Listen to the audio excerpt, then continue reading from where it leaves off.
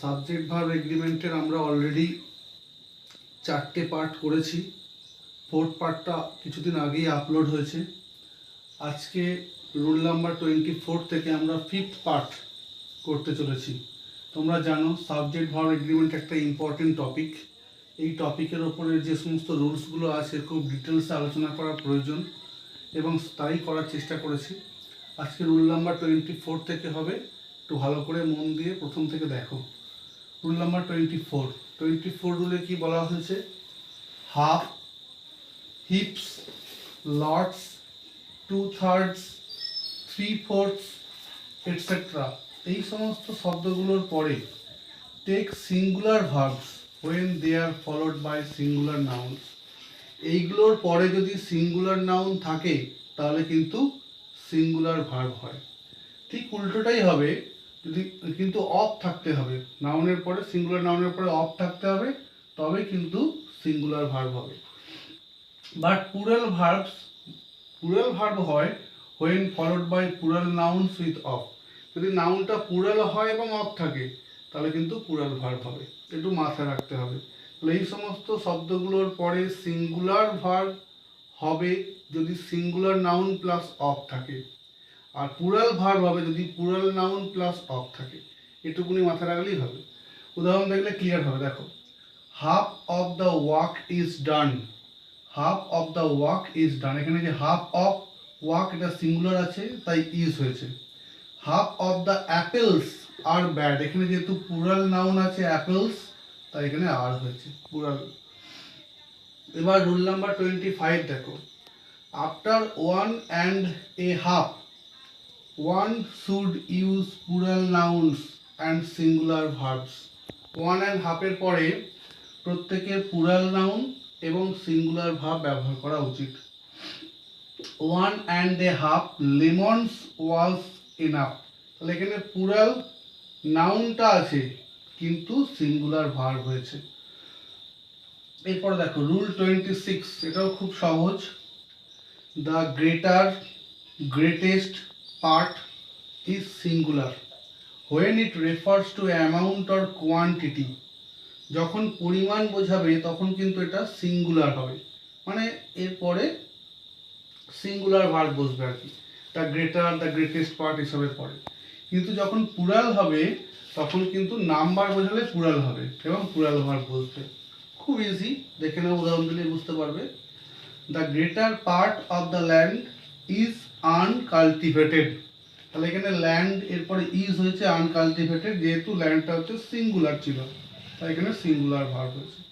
The greater part of the apples, এখানে apples plural noun, এরপরে কিন্তু আর হয়েছে প্লুরাল ভার্ব হয়েছে, অ্যাপেলস আর ব্যাড।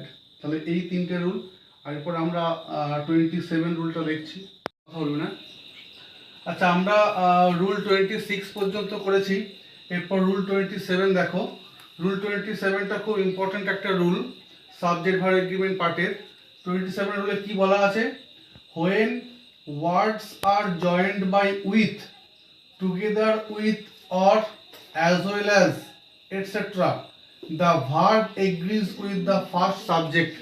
যখন ওয়ার্ডস কিছু, যখন ওয়ার্ড কি হয়, জয়েন্ট হয় উইথ দিয়ে অথবা টুগেদার উইথ দিয়ে অথবা অ্যাজ ওয়েল অ্যাজ দিয়ে, তাহলে ভার্বটা কিন্তু অবশ্যই ফার্স্ট সাবজেক্টকে এগ্রি করবে। ভার্বটা কি করবে? অবশ্যই ফার্স্ট সাবজেক্টকে এগ্রি করবে। এখানে উদাহরণ দেখলে ক্লিয়ার হবে।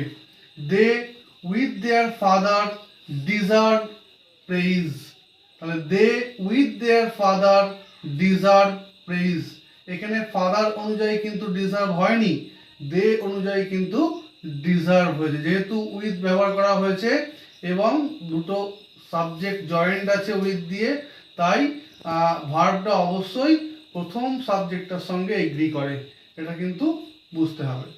আচ্ছা, আরেকটা উদাহরণ দেওয়া আছে। Ruksad as well as her friends was punished, Ruksad এবং তার বন্ধুরা তাদেরকেও শাস্তি দেওয়া হয়েছিল। তাহলে এখানে অ্যাজ ওয়েল অ্যাজ যেহেতু ব্যবহার করা হয়েছে, হার ফ্রেন্ডস হওয়া সত্ত্বেও এখানে কিন্তু প্লুরাল ভার্ব ব্যবহার করা হয়নি, রুকসাদ অনুযায়ী ভার্বটা ব্যবহার করা হয়েছে, ওয়াজ ব্যবহার করা হয়েছে। তাহলে ফার্স্ট সাবজেক্টটা অনুযায়ী কিন্তু ভার্ব বসেছে। এই নিয়মটা কিন্তু এখানে ফলো হয়েছে, তাহলে এটাও কিন্তু একটা ইম্পর্টেন্ট রুল। এরপরে আমরা দেখো রুল নাম্বার 28-এ আসছি।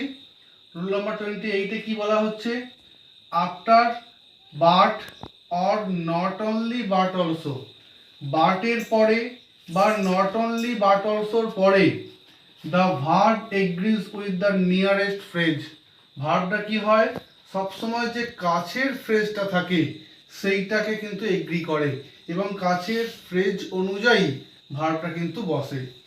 উদাহরণ দেখলে আরো ক্লিয়ার হবে, ভালো করে দেখো। Example, no sound but their own voices, এই যে বাটের পরে যে অংশটা আছে, no sound but their own voices, কিন্তু তাদের নিজেদের কণ্ঠস্বরগুলো, যেহেতু ভয়েসেস এখানে প্লুরাল, এই যে ফ্রেজটা আছে এখানে প্লুরাল ফর্ম ইউজ হয়েছে, তাই ভার্বটাও কিন্তু প্লুরাল হয়েছে, ওন ভয়েসেস ওয়্যার হার্ড।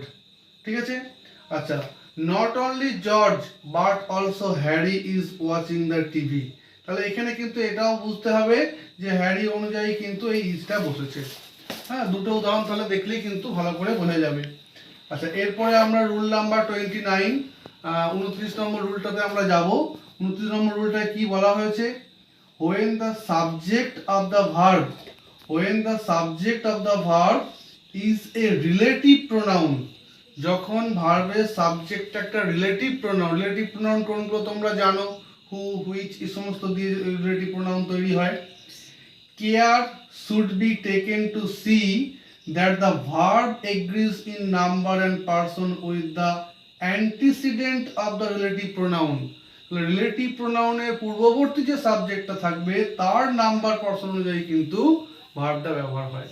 তাহলে রিলেটিভ প্রোনাউন দিয়ে যদি সাবজেক্ট তৈরি হয় তাহলে এটা কিন্তু বুঝতে হবে রিলেটিভ প্রোনাউনের পূর্ববর্তী নাউন বা সাবজেক্ট অনুযায়ী কিন্তু ভার্বটা বসবে, তবে অবশ্যই তার নাম্বার পারসন অনুযায়ী বসবে।